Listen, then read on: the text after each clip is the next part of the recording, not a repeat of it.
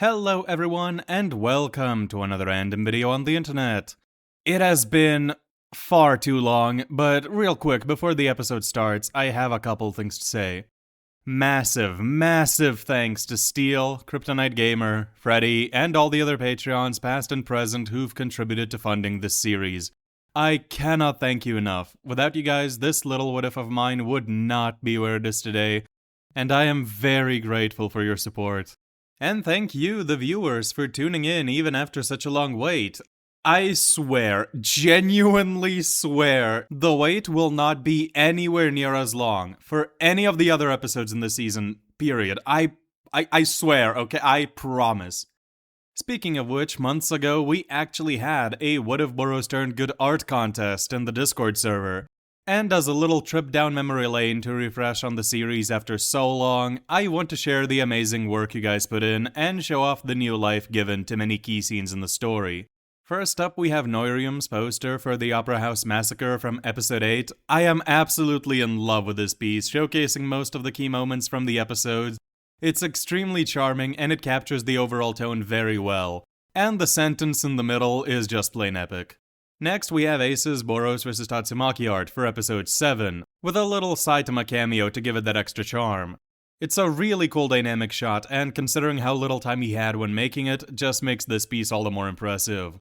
Jumping to the next art, we're going all the way back to Season 1 with Steel's rendition of Firestorm Phoenix Man's birth. I love the shading on this, the character reaction shots, the sheer hype generated is awesome, and the composition with the build-up is just phenomenal. Well done, I love it. Then we have the absolute mad lad, Fusion Prime, who decided not to make a drawing, but a whole animation for this event. The build-up is really nice, and the transformation itself goes bonkers. The explosion, the morphing of the wings, the zoom into the eye, and the final impact shot, god damn! The link to his video is in the description below, and I encourage you to go show some support. I adore this piece. The penultimate artwork once again brings us forward to the Opera House with Jokotube's insane depiction of Metalbat's last stand against Platinum S. Brother, the atmosphere is so well done! The motion, the posing, the impact frame on Metalbat and Platinum's laugh, holy! This is exactly how I imagined the scene being, and seeing it brought to life so well makes me just super happy, warms my heart.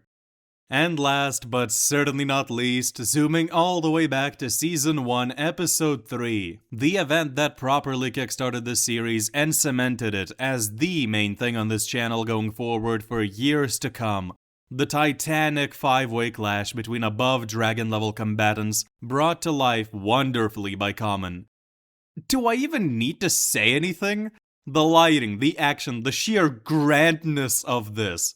This is greatness, right? We all agree this is peak. Absolutely insane art that just pops off the page. I cannot praise it enough, and I even used it as the thumbnail for one of the other videos on the channel. Massive thanks to all of you who brought these moments of the series past to life. And now, let's take a look at the series' future. I'm sorry for the long wait, but here we go.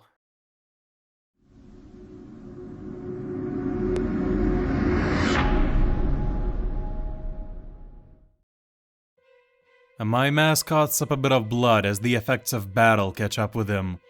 He tears through a horde of black ass numbering in the dozens, only to be swarmed by hundreds more. In the very heart of City D, flooded with a monstrous swarm of hundreds of thousands of tiny black creatures, my mask finds himself surrounded. An explosion sounds off nearby, rocking the ground. An oil tanker combusted after being driven off course by the monster. A few civilians scream out and my mask acts on instinct, jumping to the source of the noise and quickly grabbing two girls out of the way of the flames. He sets them down nearby, instructing them to run before he's kicked in the back by another black S. A massive one, fusing thousands upon thousands of individual black S together. My mask's skin begins peeling off. Shit. At this rate, he'll need to go monster himself to compete. No, forget that doubt. As a hero, he needs to do it now to protect as many people as he can.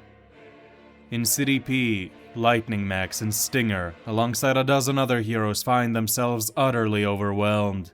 In City F, Death Gatling and his squad face the same circumstance. City R, City T, City K, and others find themselves swarmed as well as the Hero Association scrambles to mount any sort of defensive. In the midst of all this chaos, the Hero HQ is in complete disarray. What is this? Where are they coming from? Nearly half our city's under attack by massive swarms on the same night! Could this be the prophecy? Pull yourself together! Busho shouts to Sitch before turning to his staff. Try contacting the Godslayers again, for God's sake! I just tried. Boros is still off the grid and we have no way to reach Blast. I managed to contact King, but he said he ran into something troublesome in City Q and asked for immediate assistance. Busho's blood goes cold. King! Asked for assistance? We cannot provide any! Sitch intervenes. What about Caped Baldy? He's the only one having success on the battlefields. He single-handedly wiped out the swarms in Cities P and O. He's working on City F right now. He is our only trump card against the swarms. We cannot send him away. But King is in trouble. If he's up against something so terrible as to make him ask for assistance, it must be a top priority. Perhaps even the source of these attacks. I understand, but we can't just abandon the civilians. Faced with an impossible choice, Busho slams his fist onto the table. Damn it!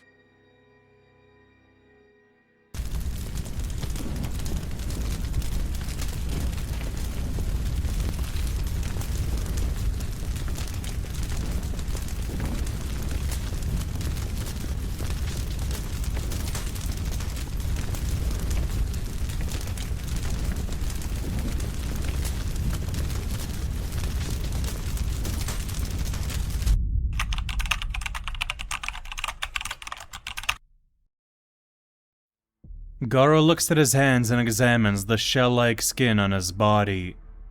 Bloodied, mangled, coarse, rough. The human monster smiles. This new form feels right. Powerful, frightening. It's everything he could have hoped for. Now the hunt for the S-Class heroes can begin proper. Garou walks past the collapsed Rover and Goketsu, paying them no heed, and ponders who to go for next. A huge group of S-Class heroes is gathered all together, training, that much is common knowledge, but their exact location Garou isn't sure of. Then there is the squad of Bang, his brother and a couple others, the same heroes who hunted him a while back. The most likely place they would be is the old dojo. Yes, that seems like a good place to start. Garou grins and crouches down before jumping into the air.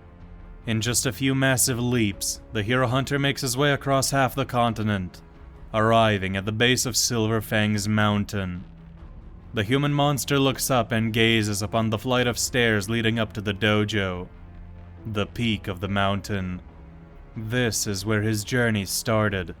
These were his first steps into the world of martial arts. A second birth. Now, these very steps will lead him into the path of a monster. It will be Garou's second and final rebirth.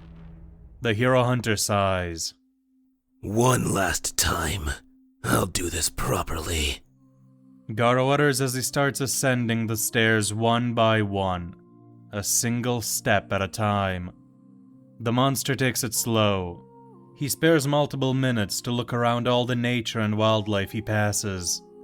Garou sees flashes of his early days training here. He takes a moment to savor them, but never stops walking forward. The hero hunter acknowledges his past, reflects on it.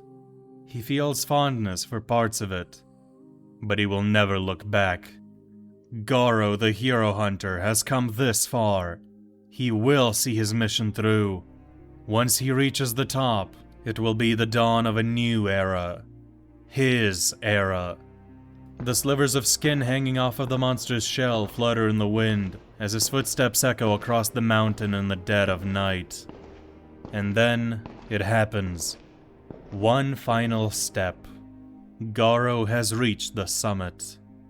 He gazes upon the old man's dojo, bathed in moonlight. And yet, the human monster feels no satisfaction, no excitement. The peak. It's nothing special. I guess it really was just a staircase. Garou scoffs dismissively before making his way toward the entrance. He opens the door and walks in, glancing around and taking the familiar surroundings in. Everything's exactly the same as he remembers, not a strand of hair out of place. Garou feels a strange, nostalgic feeling wash over him. He shakes his head. This is the last time he will see this place. Garou knows that for certain. Tonight, he is shedding his humanity once and for all. Suddenly, the door to the next room opens. Garou sighs, before turning to look at the man in the doorway. Hello, old man. So, the noise was you after all, Silverfang says as he looks at his former pupil. I knew you would show up eventually. The old man looks Garou up and down with an expression that doesn't betray any emotion, taking his appearance in. You've changed, Garou.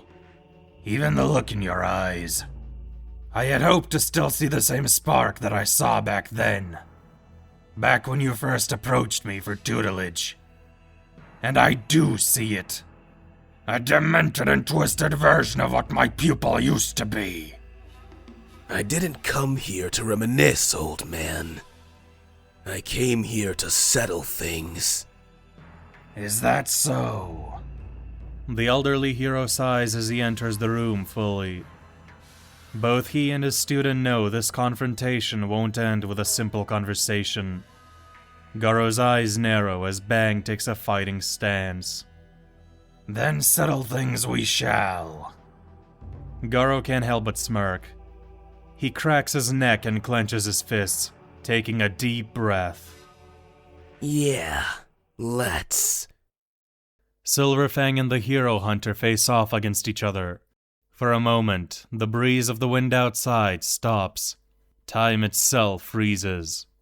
And then, a single leaf lands on the roof of the dojo, making only the slightest sound, signaling the beginning of the end.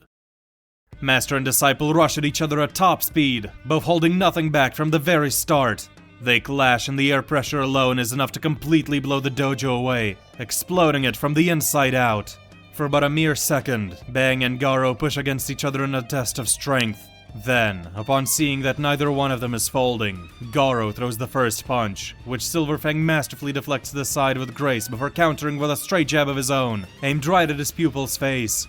This time it's Garou who employs the water stream and knocks the attack away. The two warriors begin a short but violent exchange of blows as they dash around the field of the dojo, exchanging kick after kick, punch after punch, with neither landing any clean shots.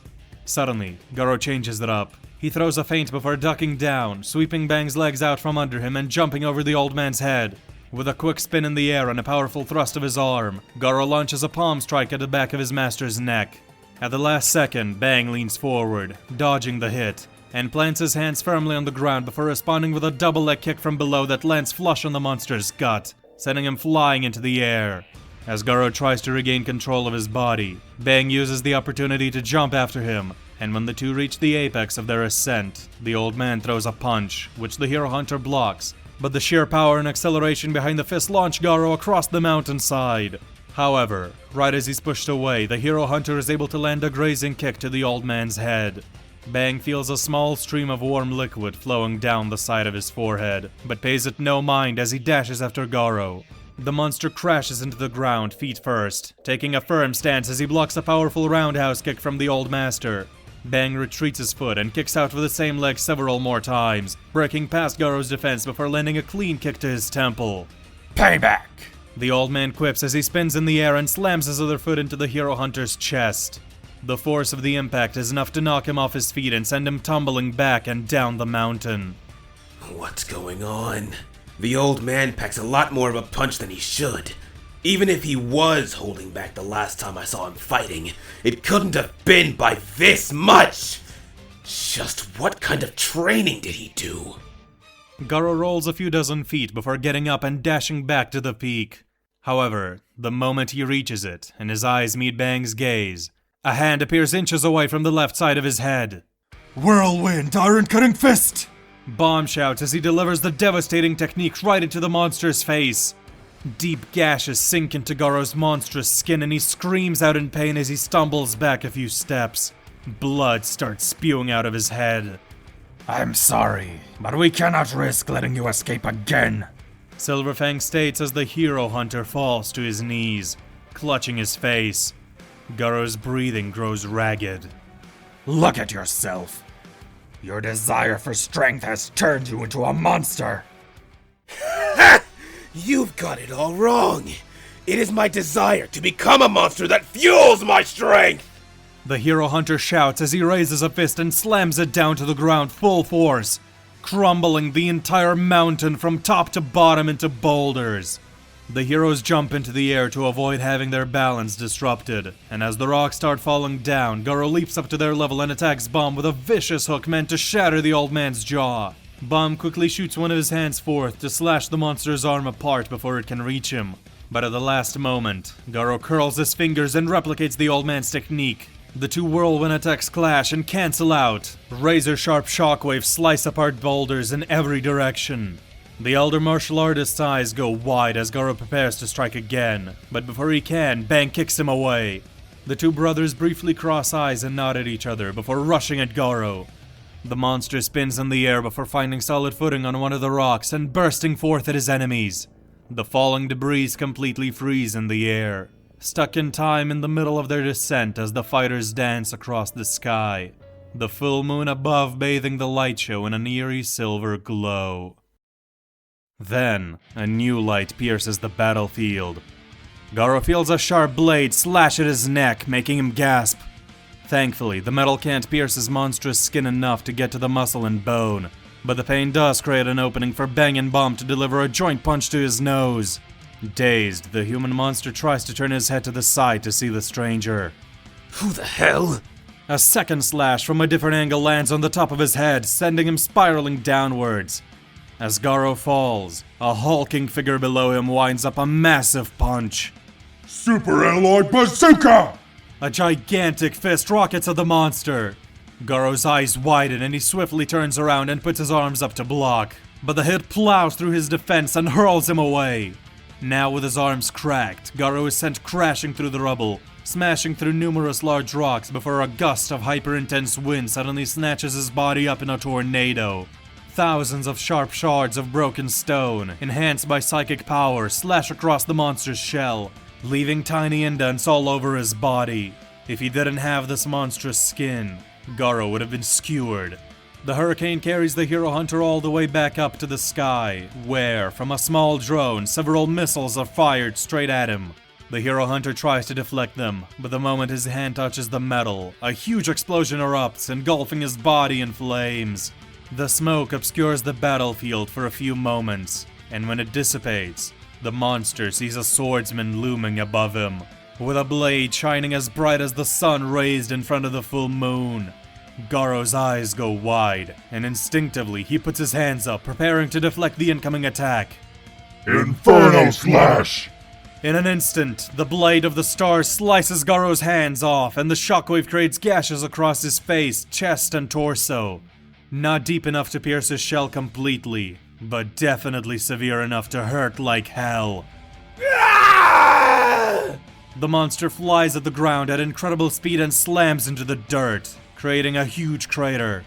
Time resumes, and seconds later, the rubble of the mountain crashes down on top of him, raising dust clouds and shaking the earth. For a few moments, the battlefield goes silent. Then, the pile of rock shifts as a hand emerges, grasping at the air. It's quickly followed by the rest of Garou, who crawls out from underneath the debris.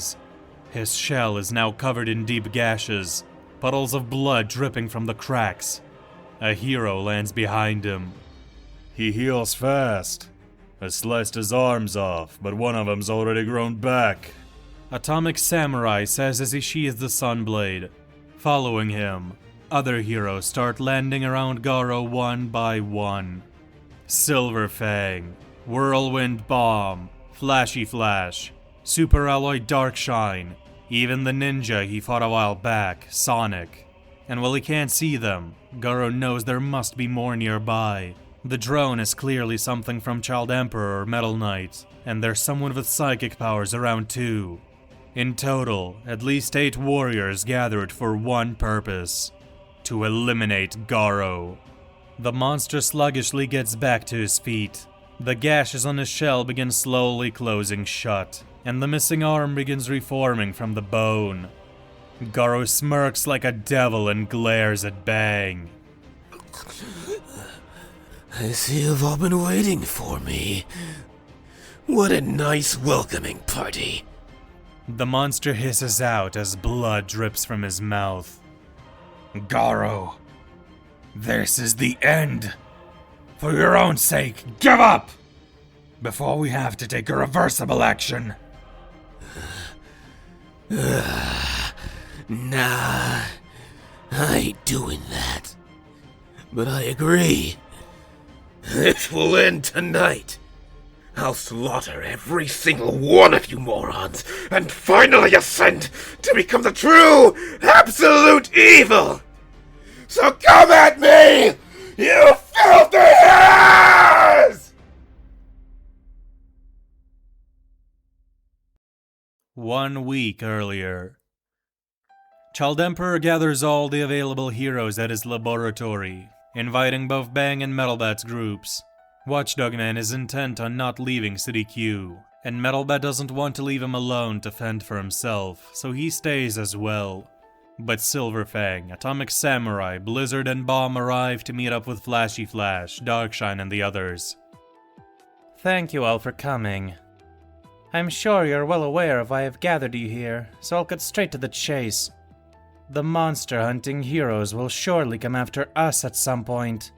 I suggest that from now on we stick together as a unified front and train here, in my laboratory. We have a gravity chamber, as well as state-of-the-art healing equipment and staff here. It is an excellent facility for us to prepare ourselves. Not to mention general safety precautions, such as alarms to help prevent surprise attacks. Huh. Sounds like a good idea. If you've really got all that, then this promises to be quite beneficial. Not to mention more sparring partners. Atomic Samurai says, glancing at Flashy Flash. I've always wanted to go a few rounds with you. Find out who's really the best swordsman around here. The ninja smirks. Be my guest. This is great. I'm looking forward to it. Darkshine gets excited, but Fubuki voices a concern. Just one problem. The building is in the middle of a city. If a battle breaks out, I doubt we can contain it to this facility alone.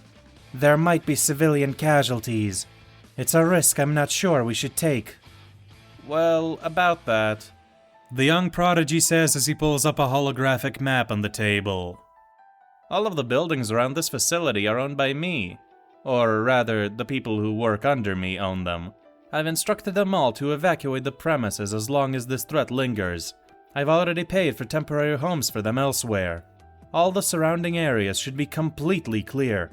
We won't have to worry about anyone but ourselves here. Sounds like you've thought this through, Child Emperor. You have a bright mind. But I have one more concern. What is it? Garou, my former disciple. He is on the loose, and he'll no doubt come after me soon. I would like it if I could face him alone. I respect your wishes, Silver Fang. But Garou is far less of a threat than whatever the other entity is. And even so, I doubt it would be a good idea to face a powerful opponent like that one-on-one. What if you lose? Even worse, what if the other entity intervenes when you're vulnerable? I'm sorry, but we just cannot risk losing someone of your caliber and wisdom. We need you, Isamu says before addressing the group as a whole. We need everyone. We have to work together, not as colleagues, but as a team, for the sake of everything. Child Emperor explains and Bang sighs. That's when Bomb puts a hand on his younger brother's shoulder. He's right, brother. Garou cannot be allowed to get away the next time we encounter him. We have to take all possible measures to contain him. You told that Boros fellow as much yourself. Very well. I will not stop any of you from interfering. Thank you, Silverfang. Well then, now that that's settled, shall we begin? On the same day, the group begins training in the gravity chamber together, working on improving their physicals as well as their teamwork.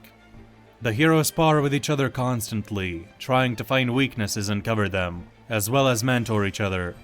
The goal is simple: become so strong that they can overwhelm any and all earthly threats.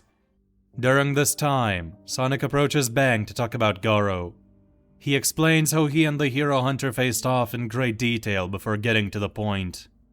Your pupil is not human anymore. I'm not proud to admit it, but what he's becoming, it's terrifying. Garou was in a wild frenzy. I had no doubt he was going to kill me. He managed to pull himself together back then, but with how much time has passed, who knows what his condition is by now. You of all people should know that we can't afford to hold back on him. If we do, he'll grow and eventually defeat all of us. We have to go for the kill the moment we lay eyes on him. You should abandon any hope of taking him alive. Sonic states bluntly, and Silverfang lets out another deep sigh. His shoulders slump forward a little. I am aware.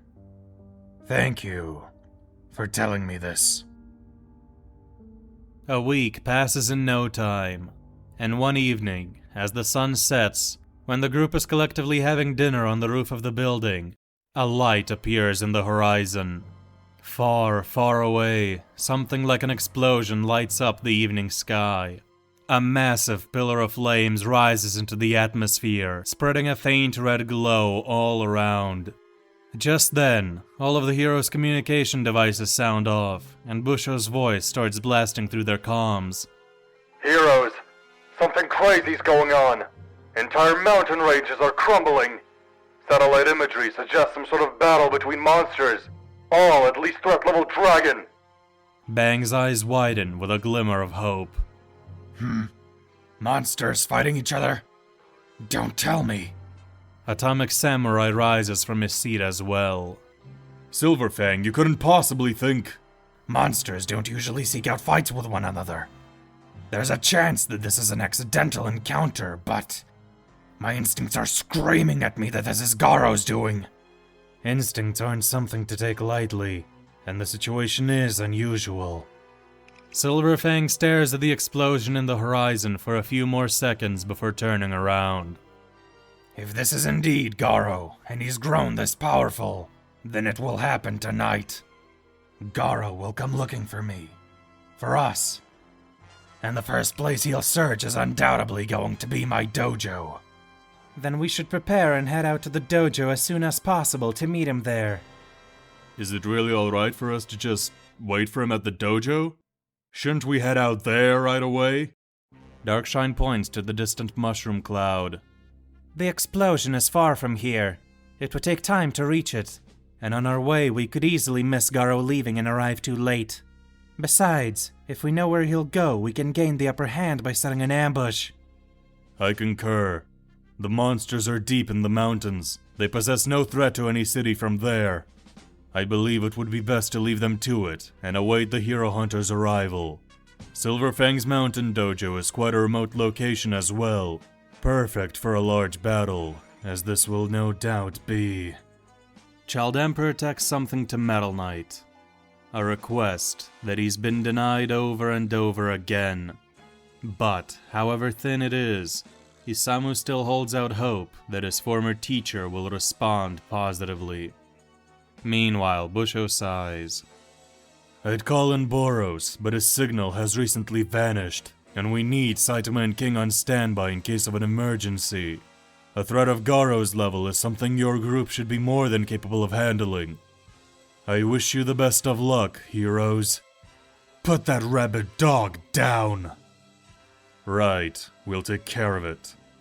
Let's move. Atomic Samurai states and the group gets ready. Garou screams as he charges at Bang with a wound-up fist. The old master prepares to respond, but before Garou reaches him, Flash appears behind the hero hunter and attempts to drive a sword into his back. Garou spins around and directs the blade away, but at the same time, Silverfang slams a fist into his ribs.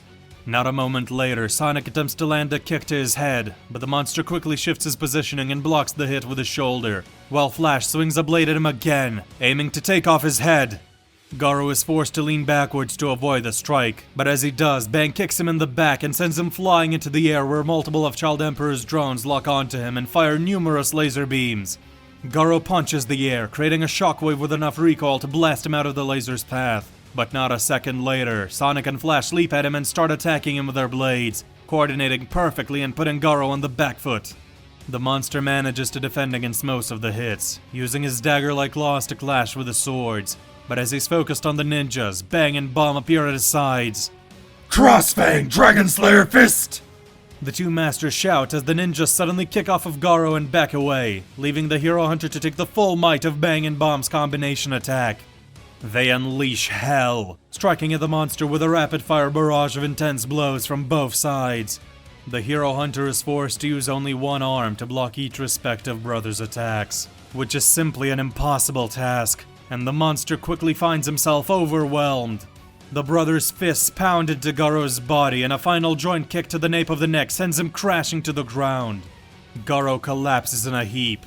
Even through his shell, he felt that one, and he felt it badly. As the monster attempts to get up, Flash and Sonic deliver a joint windblade kick to the nape of his neck, burying him in the ground. Garou is left stunned long enough for the hulking figure of Darkshine to loom over him. The muscle hero raises both of his arms high above his head, clenching two gigantic fists and rearing back for a massive blow. Demolition Impact! The hero shouts as he swings his fists down, slamming them into the monster and driving him deep into the earth, exploding a massive crater and raising dust clouds all around. Garou coughs up blood as he feels his spine bending backwards way too much. Amidst the smoke, Child Emperor's thermal camera drones instantly pick up on Garou and Darkshine's location in the rubble and fire a barrage of heat-seeking missiles. Darkshine grabs Garou by the back and neck before raising him above his head. The missiles collide with the monster, enveloping him in a small ball of flame with an explosion condensed into an area only a few feet wide.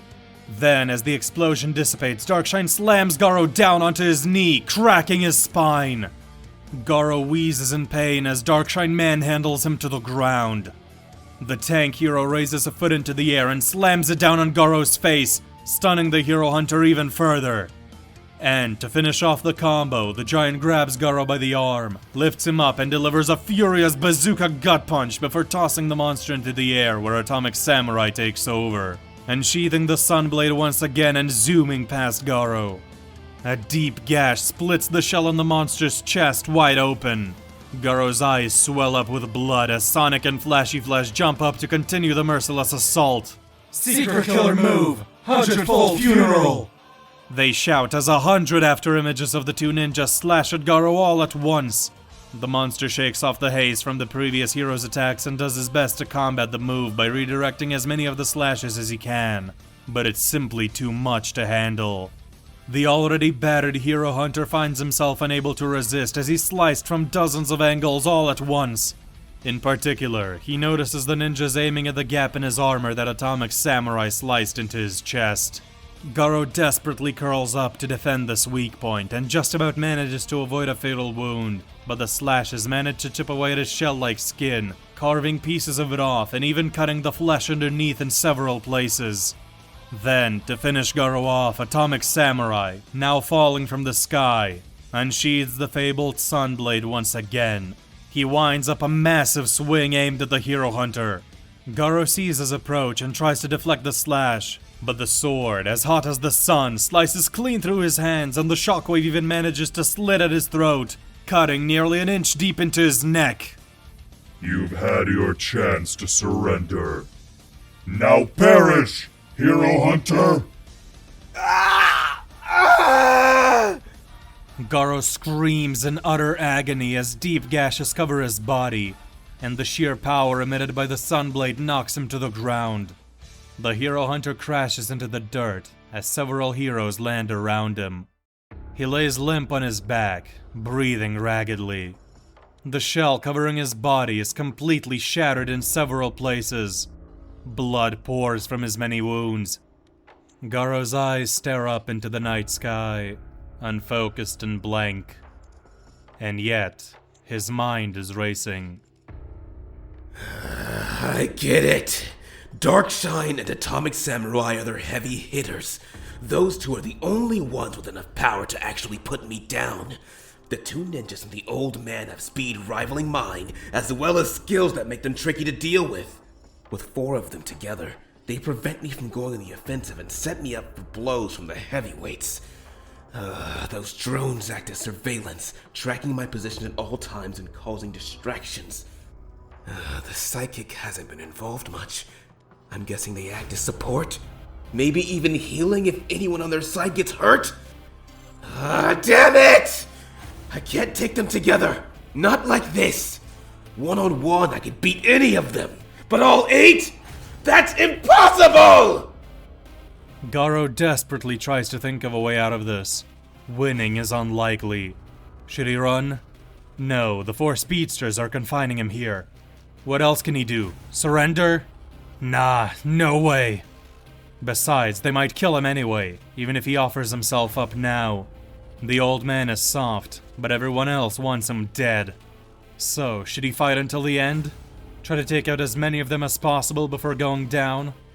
No, that's a loser's mentality. He doesn't plan on dying at all! While the monster contemplates his options, Bang and Darkshine walk up to him. Give up. This is the end of your monster play, Garou. The hero hunter's muscles start trembling. Slowly, he tries to sit up. His bloodshot eyes glare at the 2 heroes with such intensity that they feel slight shivers running down their spines. You're wrong. Nothing's ended.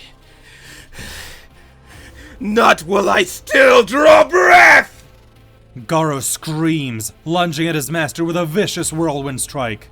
Bang responds by grabbing the hero hunter's wrist and pulling him closer before smashing his elbow into the side of the monster's head. Before Garou can counter, Darkshine delivers a strike to his face, planting him firmly into the dirt. You heard him. He's resigned himself to death, Silverfang. Bang looks at his pupil's broken and bruised body. Is it really true? After all the suffering and pain Garou has put everyone through, does he really deserve to die? To Silverfang, the answer is no. But if he's allowed to escape today, he'll only cause more suffering. And if his descent into a monster progresses any further, would it be better to just end it here?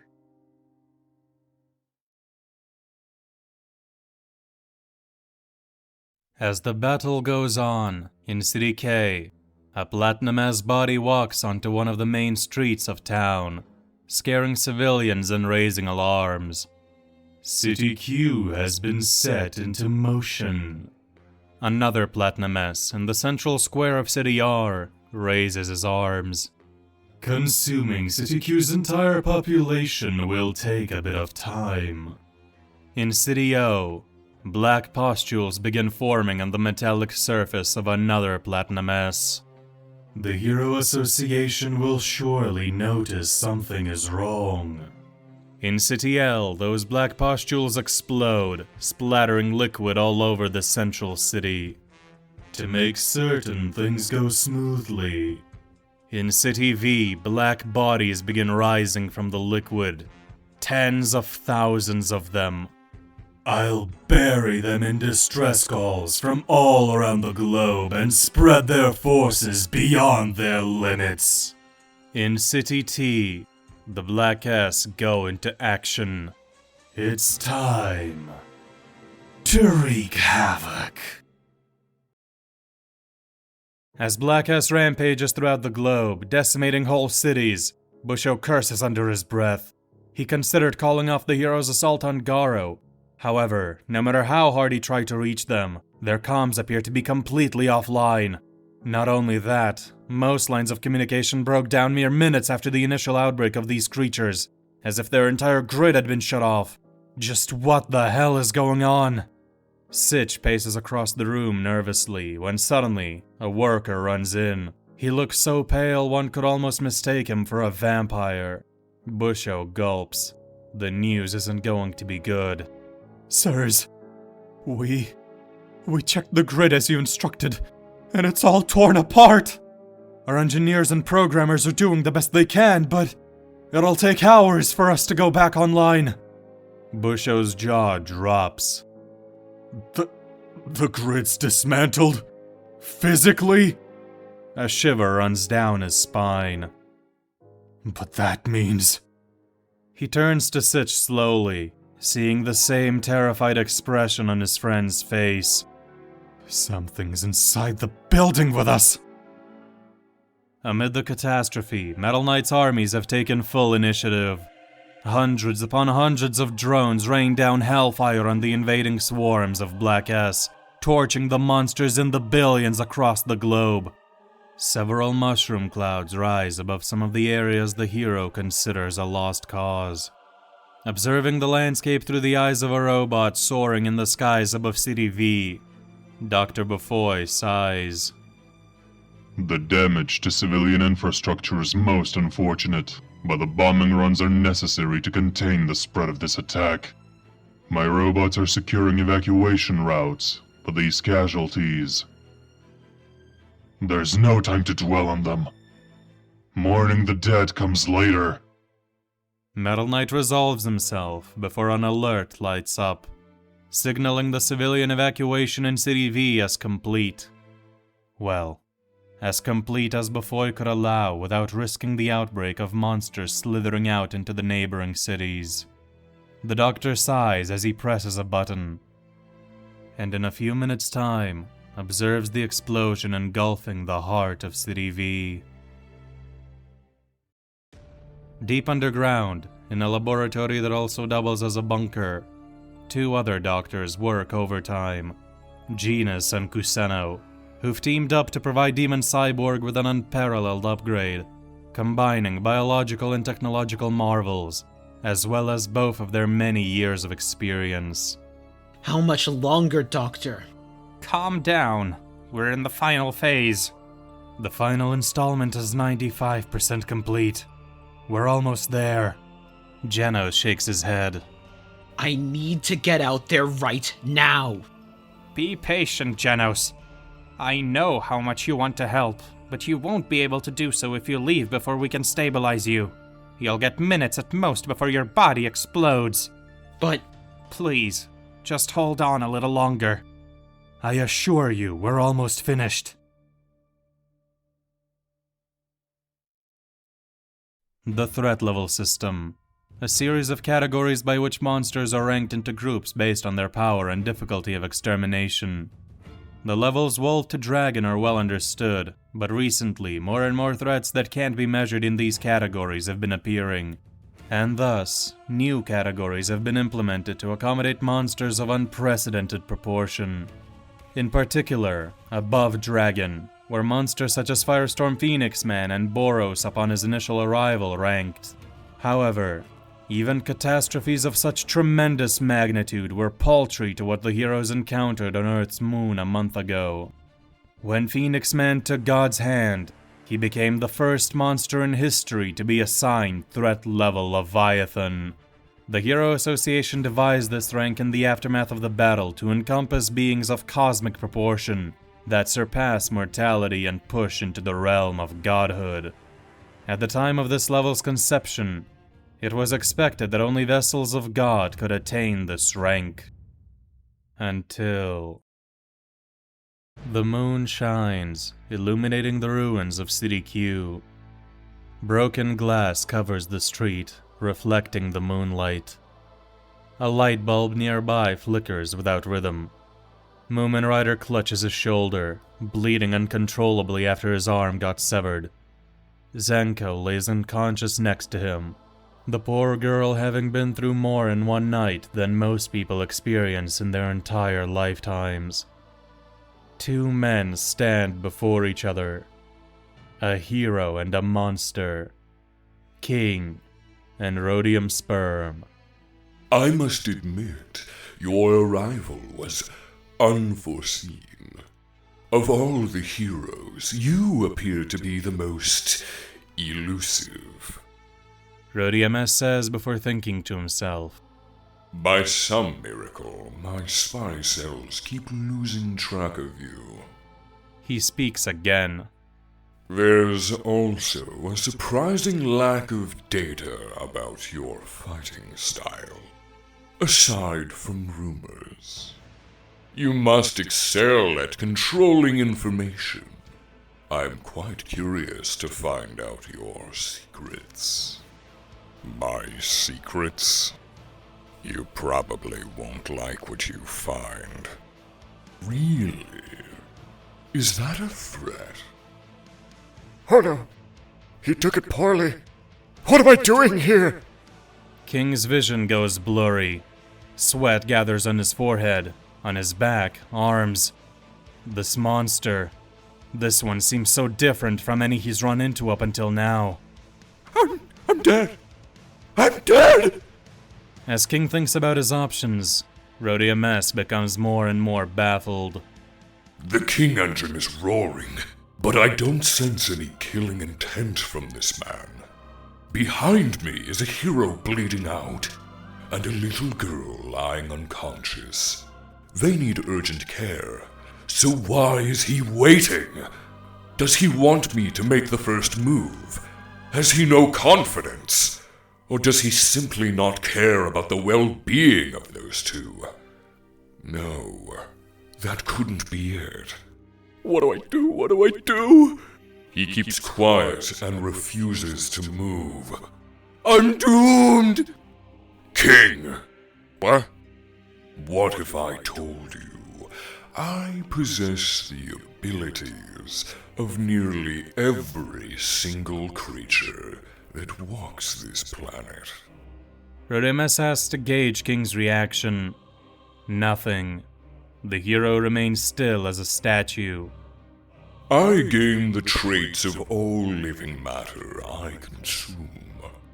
And I've been eating all kinds of creatures, heroes, and monsters lately, gaining their strength as well as their abilities. Recently, I've even learned how to access their knowledge too. No! He eats people! Is he the one that's been devouring heroes? What am I doing here? King freaks out even more, his hands starting to tremble ever so slightly. Rhodium S notices. Why are you telling me this? Because I wanted to see how the strongest man on Earth would react to a creature such as myself. Before you stands a being who's devoured so many of your comrades and decimated this city, yet you, rumored to have such heroic spirit, stand there, motionless in my presence? The monster's eyes narrow. No, not quite. Rhodium's glare intensifies and his smirk drops. King's vision gets even blurrier. The entire world spins as cold shivers run down his spine, freezing the so-called hero in place. You're trembling. Rhodium S accuses, and King's heart shrivels up. Now that I see you standing before me like that, I have to wonder, despite all my observation, despite all the heroes and executives I've consumed, not a single soul knows anything about you, aside from mere rumors. Are those all rumors just that? Rumors? Or are you simply hiding your terrifying power, waiting for the perfect moment to unleash hell upon me? Have I been found out? King's legs buckle, his heartbeat intensifying even further. The sound would terrify most monsters into submission. But not this time. Why did I come out here? I'm sorry. I shouldn't have pretended! Rhodium S points to the hero and child behind himself and smirks. Go on then, King. Save them! Show me the power they say you have! He knows! King's stomach flips. Vomit rises from his guts. The hair on the back of his neck stands frigid. His instincts completely overwhelmed by fear. Should I bow and apologize? He might eat me regardless. But maybe if he knows I'm useless, he won't even bother. A deep bow. A deep bow is my best chance. I'm sorry! Rhodium S takes a step forward and flares up with killing intent so vile, so intense and frightening, that King's crumbling facade breaks down entirely. The monolith of the hero world, King, the strongest man on Earth, breaks. Tears well up in his eyes.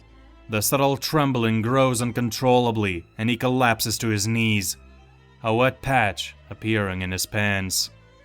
And on King's face forms the unmistakable look of a man broken, shattered into a million pieces.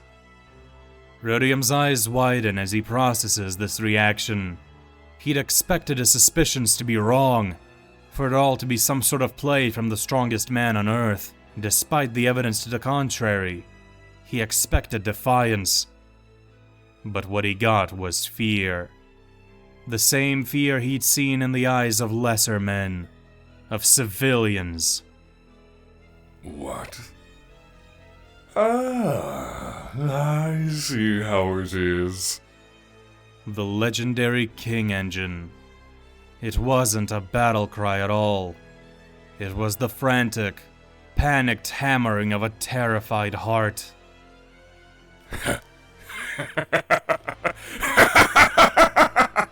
I never would have anticipated that one of my greatest foes would turn out to be nothing more than hot air.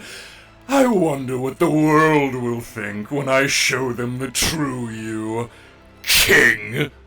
Or better yet, I'll let them believe in their symbol to the very end. As I present your severed head. The monster smirks with sadistic glee as he takes a step closer to the so-called hero. Suddenly, a signal from one of the spy cells reaches Rhodium S, relaying information that makes the monster's blood run cold. His eyes widen. What? No! Not now! A huge crash shakes the street as a figure lands on the concrete. Rhodium S turns to look, already knowing who he'll see. As the cloud of dust settles, the monster clenches his fists. Saitama. Saitama glances at the monster, and a moment later notices the bloodied Moomin Rider and Zenko, both passed out on the ground. King a short distance away, clearly shaking in fear. Saitama looks around and takes his surroundings in. Crumbling buildings, decimated street, not a single living soul in sight. While he was flying in the sky, the hero saw the entire city landscape looking like this. A dark shadow consumes the features on his face. Are you the one responsible for this? An ominous aura rises from the bold man, and Rhodium S feels a chill rise in his gut. Of all the heroes to show up, why did it have to be this one? The monster doesn't answer. Saitama looks over to King. King, take these two and get to the nearest hospital. Go! That's all the motivation King needs. He scrambles to his feet, rushing to Moomin Rider and hoisting the one-armed hero onto his shoulders with a grunt of effort. Rhodium S dares not intervene. King scoops up Zenko, and with a final, terrified glance over his shoulder, he retreats into the shadows of the ruined buildings. his unimpressive physique struggling under the weight. This is the one thing he can do now. He can get these two help. He can save their lives. Saitama stares down Rhodium S, and the monster looks at the hero nervously. From what he's gathered, this man is likely the strongest member of the Godslayer unit by far, especially now that King has been proven a fraud. The prospect of facing him is certainly scary, but all he's got is brute force. Terrifying amounts of it, sure, but compared to Rhodium's wide arsenal of abilities, this should be a winnable matchup, right? Especially since Rhodium S has a very specific counter for raw power types. The previous monster king, Orochi, held the ability to copy martial arts techniques simply by observing them. Utilizing that in combination with his microscopic spy cells, the monster has been observing Silverfang's training from a distance for a while now. He is capable of replicating the old master's legendary style, albeit not perfectly. Still, for a brute with no technique whatsoever like Saitama, that should suffice. Right? In prelude to our battle, you should know. Shut up. Huh? I don't want to hear a word. Saitama says as he steps forward. I don't care who you are, or why you're here. Rhodium S feels a shiver run down his spine as he sees the expression on the hero's face. An expression of pure anger.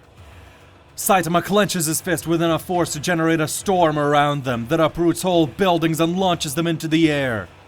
Killer move. Serious series.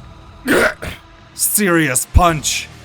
Saitama kicks off the ground so hard that the ruins of City Q crack in half and rockets at Rhodium S at speeds the monster as never before imagined, becoming a faint blur. Rhodium's eyes go wide.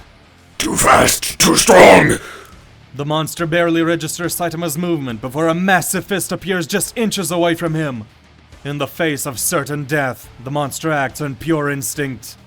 Mere moments before the fist would connect with his chest, the monster suddenly splits in two. The force of the split knocks both copies to the sides, leaving the punch to fly past the spot where the creature previously stood.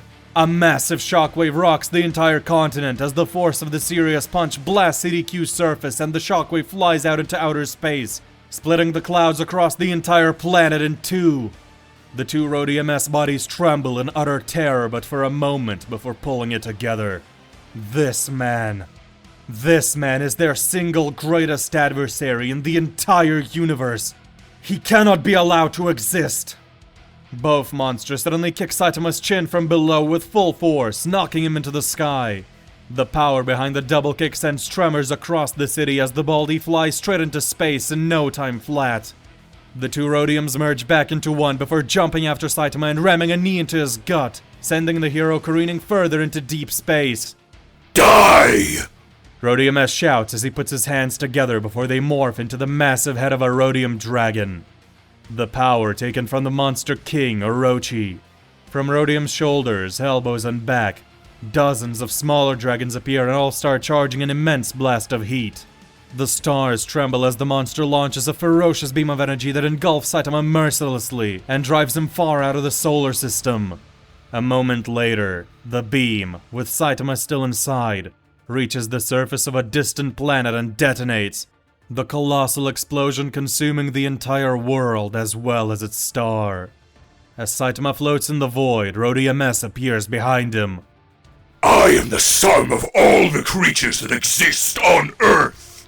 The monster screams out as several metallic serpents shoot out of his arm and attempt to bite down on Saitama's flesh to inject him with a mixture of venoms and toxins from numerous creatures, only for their fangs to shatter against the baldy's skin. Rhodium S growls. I will not fall to a mere human! The monster shouts before spitting out a potent acid to melt Saitama alive, but all the liquid does is dissolve the upper half of Saitama's outfit, leaving his body unharmed. Saitama quickly shakes the liquid off, more disgusted than hurt. Rhodium S prepares for another attack, but the baldy decides he's had enough. He turns around and swings at the monster once more. Rhodium S raises his arms and, utilizing the water stream stolen from Silverfang himself, attempts to deflect the attack. The back of the creature's hand clashes against the terrible force of the hero's fist and instantly cracks. Rhodium S grunts as he puts everything he has into just redirecting this bottomless well of power away from himself. Fighting for his life, the monster roars with all his might as he finally manages to push Saitama's fists away, sending a tremendous shockwave barreling into the depths of space. Rhodium's hands shatter from the force, but the metallic shards swarm to his elbow and reforge the broken arms almost instantly. Saitama's eyes widen just a tad. He wasn't expecting this creature to survive a punch head-on. Before Rhodium S has any time to think, the Baldy winds up another swing. His muscles tense noticeably more than before, and immediately, the monster knows he won't be able to deflect this one no matter what. Before Saitama can strike, Rhodium S raises his hands and roars. A powerful wave of psychic energy rams into the hero and sends him flying back. Several dots of light in the distance shrink. However, to Rhodium's utter disbelief, the Baldy only flies back a few dozen meters. All that power, and he resisted it without even breaking a sweat.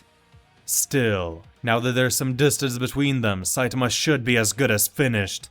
Without energy projection or telepathic abilities, a mere human, no matter how strong, cannot propel themselves in the vacuum of space. There's simply nothing to kick off of or generate enough friction to move. The nearest star is light years away, and there are no comets or asteroids nearby either. This battle is as good as over. I'll admit, you had me worried, but even you can't do anything now. Saitama tenses his legs and jumps. Rhodium's eyes go wide as the Baldy rockets back at him with a wound-up fist.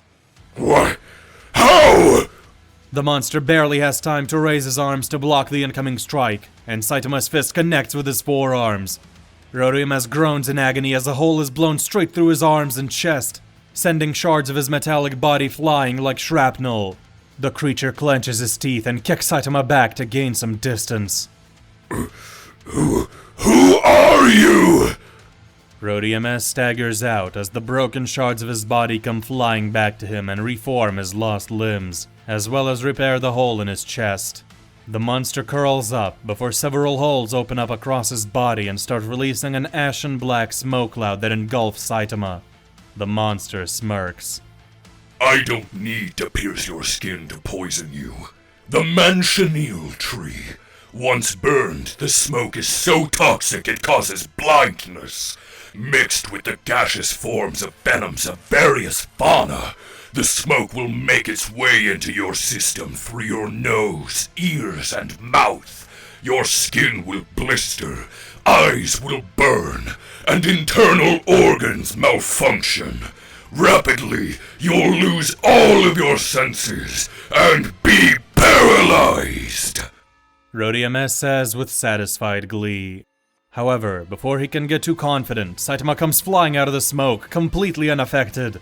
Moments before impact, the monster scatters into hundreds of metallic shards, all of which fly around the hero, leaving him confused as Rhodium S reforms behind Saitama and delivers a double hammer fist straight to the dome, knocking the Baldy back, but inflicting no damage whatsoever.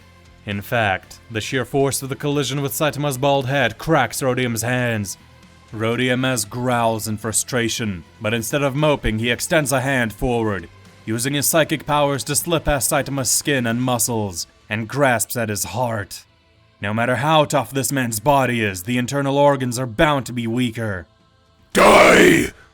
The monster clenches his fingers into a fist and grips the Baldy's heart, intending to crush it. That's weird. My chest feels kinda tingly. Rhodium's eyes explode in shock before Saitama rockets at him and delivers a crushing bash to his skull. The monster's eyes roll into the back of his head. Extreme heat, freezing cold, oxygen deprivation, venoms and poisons, brute force, piercing attacks, psychic powers, supernovas, and even the very laws of reality. Nothing phases him! Rhodium S is snapped out of his stupor as Saitama lands another punch, this time to his shoulder, and shatters the monster's limb yet again. Gah! This man, he's not just strong. Saitama punches the creature in the stomach, blowing another hole through him and sending him back thousands of miles. He's an entirely different dimension of might!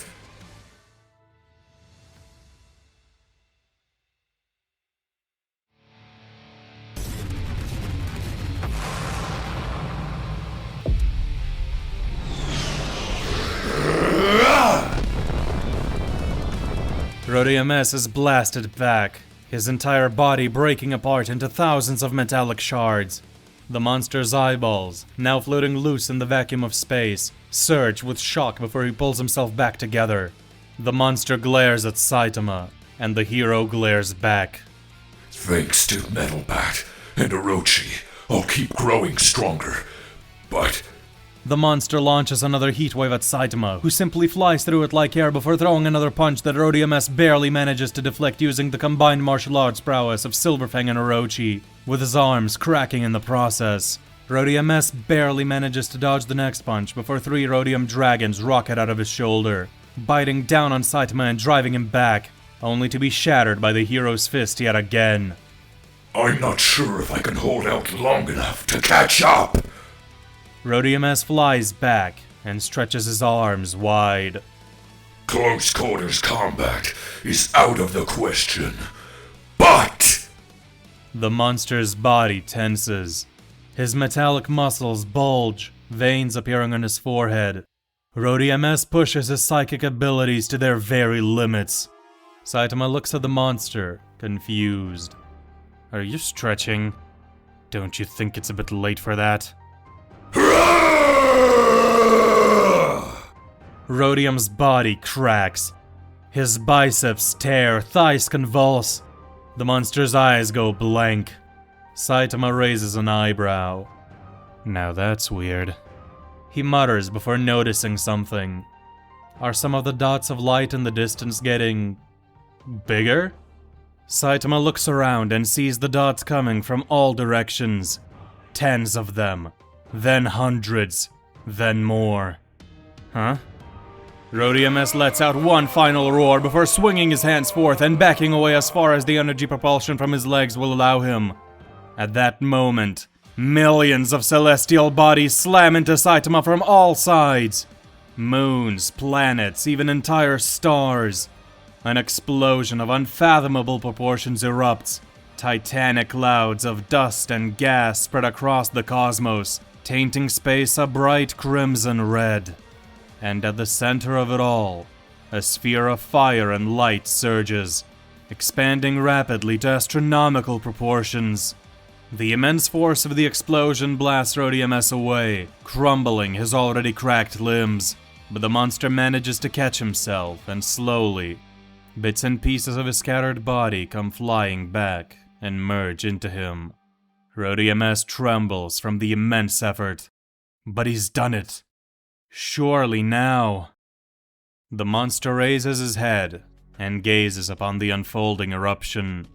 In tens of thousands of years, when the light from the cataclysm reaches the earth, if humanity is still present to witness it, it will go down as one of the most destructive phenomena ever observed in the universe. And yet, from the storm, Saitama's silhouette emerges, unharmed. And here I thought I was the monster. Saitama, now naked, dusts himself off before looking at his opponent. You're strong. I've been aiming to kill this entire time. You're more fun than Boros. Too bad I can't enjoy this. Not after everything you did. And yet, you still aren't baring your fangs at me. Not truly. You're holding back. Saitama raises an eyebrow, and suddenly, it hits Rhodium S. You're empty. Even despite being furious, you hold out hope that I will give you a match. You're just like him. Like who? Rhodium S and Saitama rocket across the cosmos, one fleeing, the other in pursuit. As they fly past planets and stars, traveling further into deep space, Rhodium S keeps hurling attacks the Baldy's way, but none are able to phase him. Rhodium S gasps as Saitama catches up and punches through his side. Shards of the monster's body go flying once again before returning to him and healing. He grows stronger thanks to Metal Bat, but it's just not enough. It's never enough. As they dash around the cosmos, so incredibly fast they light even the very vacuum around their bodies ablaze. Slowly, the monster starts coming to terms with one simple fact. He cannot win this fight. Rhodium S clenches his fist. This man. This infuriating man. The monster's mind flashes back to his battle with Boros. How helpless he felt against the alien. How he, so arrogant and foolish, threw everything he had at the insurmountable obstacle before him, only to be toyed with in return. He, who was so sure he was the strongest being of them all, the true king of monsters. Platinum S swore that he would never let himself feel such humiliation again.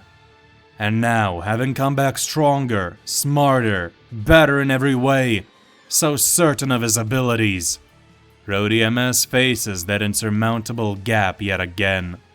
The same overwhelming feeling of helplessness in the face of a superior power. As Saitama rips another chunk out of his body, the monster grunts. But it's not the physical pain that truly gets to him. It's this familiar feeling, going so far to improve only to fail yet again. But something about it starts feeling off as the battle goes on. The more Rhodium S thinks back, the more a sense of dread spreads through his chest. This deja vu, it goes back further, to something way before Boros. A distant, buried memory. Rhodium S clutches his head in agony. He's felt this before, back in the opera house. Alone against an insurmountable force, helpless despite his efforts. Why does that feel so familiar?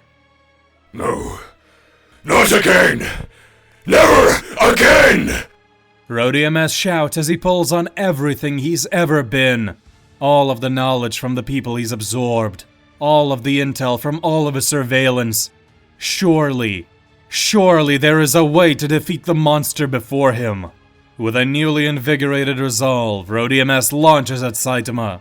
He extends his hands forward and smashes his fists into the hero's gut, driving them both through the vastness of space. The monster speeds up more and more as he builds momentum with both telekinesis and energy thrusters on his feet, and soon, the cosmos around them becomes a blur. I can track the location of Earth via my connection to my other selves. Based off their position and mine, I can approximate where we are in the universe. And, through the knowledge I've absorbed from various scientists, I have a rough idea of where key cosmic objects should be.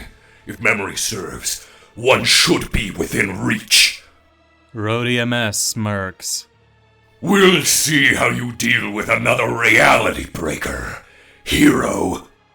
As space zips past them, Saitama looks around, confused. What are you doing now? Without response, Rhodium S keeps pushing, accelerating further. He winds up a fist and punches the monster straight in the gut. Another hole is blown through Rhodium S, but he ignores the pain and keeps going. Saitama winds up another fist. Enough! He yells as he punches Rhodium again, blowing another, bigger hole through the monster. The shards of his body are left far behind, unable to catch up this time around. A little more. Just a little more! Saitama winds up a third punch. In the distance, one very peculiar light becomes larger. Rhodium's eyes light up. As they get closer, the light expands rapidly and soon becomes blinding, all-consuming. Finally, they have arrived. Noticing the immense glow overtaking his vision, Saitama has finally had enough and grabs Rhodium before tossing him away. The monster growls as he comes to a halt. Meanwhile, the hero turns around. And what he sees surprises even the Baldy himself. One of the most powerful phenomena in the universe. A beacon so bright it outshines entire galaxies. A quasar. Jets of plasma, each stretching millions of light years and carrying enough force to alter galactic evolution itself, shoot out from the core of the beast. And that is where the true devil lies. A place where gravity bends reality, where time slows, an infinite darkness wrapped in fire. A black hole so massive it dwarfs almost anything else humanity has ever found. The darkest void in the universe, producing its brightest light. Saitama shields his eyes from the immense illumination. Whoa, so shiny. Meanwhile, Rhodium S grins. He can already feel the impossibly immense gravitational pull tugging at his body. This will be his trump card. His one chance. I'll have to make this count. The monster thinks to himself before lunging at Saitama again and slamming into his back. Both warriors are sent hurling straight at the monstrous black hole. You're getting annoying. Saitama mutters as he prepares another punch. But Rhodium S is done being a punching bag. Utilizing Orochi's energy absorption, the monster begins consuming the ambient energy around the quasar, fueling himself further. The sheer power of the beams of plasma ejected from the black hole, then amplified by Rhodium S himself, gives the monster the boost he needs to just about manage to grab Saitama's hand and prevent him from taking that swing. You are way too clingy, Saitama mutters as the two of them rocket toward the supermassive black hole. As Rhodium S builds up more and more energy, he runs calculations in his mind. Not yet. Soon, the entire horizon is engulfed by the colossal phenomenon. An empty void of pure nothingness as far as the eye can see.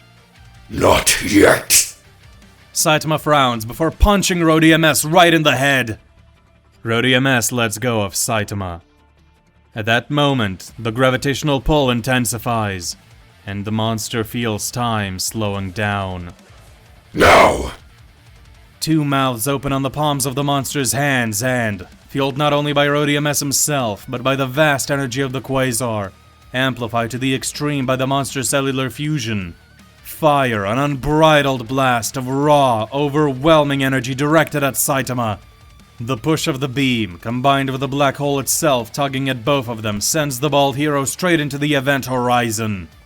The time dilation near the event horizon is so intense that any regular person, provided they somehow survived, would find that seconds for them stretch into years for everyone else in the universe, essentially trapping them in frozen time.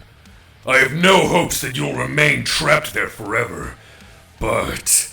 Rhodium S thinks as he pulls the last of his power together, pouring absolutely everything into propelling Saitama into the black hole. It's all or nothing. Every single cell, every scrap of willpower, every last bit of knowledge, all working in perfect unison toward one single goal. Push the bald hero past the point of no return. Saitama finds himself not scared, or even too surprised, but he is intrigued. He's never seen a black hole up close, or been inside one. This is a new experience. Time itself begins to stretch and contort, though Saitama doesn't feel much of a difference. Wow.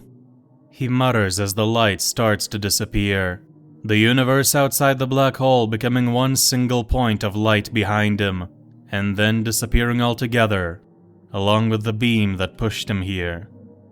So this is a black hole. It's pretty dark. The hero mumbles to himself before turning around. Kinda thought it would feel more special, Saitama says before tensing up. The hero rockets out of the black hole. He bursts through the event horizon without a care in the world. The point of no return a mere suggestion as Saitama escapes the quasar and returns to open space. The baldy looks around for the monster he was fighting, but sees nothing. Nothing except the vast open space and the stars, nebulae, and galaxies in the distance. All around him, there is nothing but space. Many light years away, Rhodium S lets out a sigh of relief.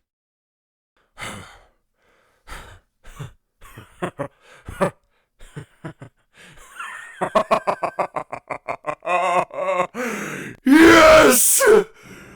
Good luck making it back to Earth on your own. You may be stronger than me, but you can't sense where Earth is. I can. I'll make it back. You won't. Not without help from your interdimensional allies. But how would you contact them? Hey, Saitama! The monster cackles, before a sharp pain reminds him that he's still full of holes. I tried to collect any shards that he blasted off, but even with that, I lost a vast amount of cells. Rhodium S laments as he heals the holes in his chest and stomach, this time using material from within his body and shrinking substantially as he shifts matter. The monster clenches his fist. I've depleted almost all of my strength. That bastard! All of these stolen powers, and they were nearly worthless. He toyed with me. However... Rhodium's scowl slowly morphs into a smirk. You're stronger than me, Saitama. Much stronger. And yet, despite that, you failed to kill me. Not because you were incapable, but because you act like a spectator in your own battles. Just like Boros. Both of you so immensely powerful that you lose touch with your surroundings and the consequences of your actions. You figured that you had all the time in the world to satisfy your curiosity, since we were out in space and no one was in danger. You hoped I might give you a fight. Same as Boros. The monster's eyes gleam with sadistic pleasure. That's your one weakness, Saitama. You truly are the strongest. And that's exactly why you lost.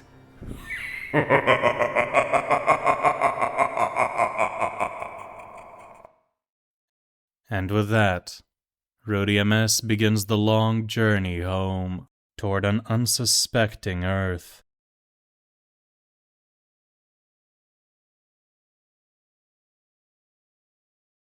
A brilliant purple light permeates across the Hametsu to Kurushimi, lifting the eternal darkness of the realm for what feels like the 10th time in a matter of hours. Boros, the former dominator of the universe, roars as he unleashes his ultimate form, Meteoric Burst, with assistance from the Esper Tatsumaki, who utilizes her healing and enhancement powers to help the alien sustain this form without burdening his body. Due to the power gap between them having closed significantly since the first time the duo pulled off such a combination on the Earth's moon in the battle against Samsara Phoenix Man, the effects of the Esper's powers are even more noticeable to Boros, who barely feels any strain like this. He dashes around the Hametsu to Kurushimi realm, throwing out punches, kicks, and energy attacks, trying to get used to the feeling of being in Meteoric Burst, and have his body adapt to the pulsating energy. After another hour, Boros drops out of the form and curses. Damn it! I don't feel any improvement since the first time! Relax. We haven't been training for long. I know you're used to picking up on things fast, but this is clearly a massive leap you're attempting. It will take time. I suppose. Still, I wonder if this attempt at trying to get my body to acclimate is really the best way to go about mastering Meteoric Burst. Boros says as he sits down on the ledge of a massive cliff. The energy coursing through the cracks in the alien's armor illuminates the surrounding area slightly, but it's only through utilizing his energy like echolocation and bouncing it off of the environment that Boros realizes the chasm drops several thousand miles down. He has Tatsumaki to thank for teaching him how to use his energy to see like this. That drop goes down to another level of this realm. The air is even thicker and harder to breathe there, and movement is even more strenuous if you can believe it. Tatsumaki sits down next to Boros. I can still hardly believe you survived here for so long. This place is even harsher than my home planet was. It was... The Esper doubts if she should be open for a moment. It was... hell. During my first month here, I was constantly on the brink of death. Tatsumaki goes on to explain some of her experience here, including her meeting with God, as well as the deal he offered to her. An interesting detail Boros files away in his mind is that apparently there's another member of his race on Blast's team.